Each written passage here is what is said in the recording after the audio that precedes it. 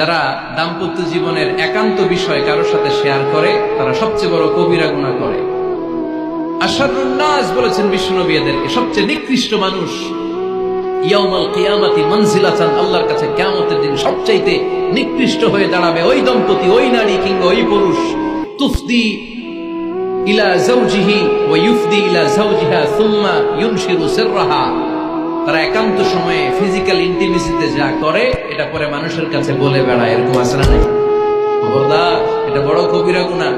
অনেক বোনরা একসাথে হলে দাম্পত্য জীবনের বিভিন্ন গোপন বিষয় নিয়ে কথা বলে, আছে না নাই?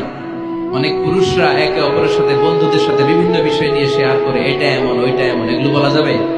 আসসিবাউ হারাম। দাম্পত্য জীবনের সব বিষয়, স্বামীর সব বিষয় স্ত্রীর কাছে আমানত, স্ত্রীর সব বিষয় স্বামীর কাছে আমানত রেখেছে কে? দাম্পত্য জীবনের এই প্রাইভেট লাইফের কোনো কিছু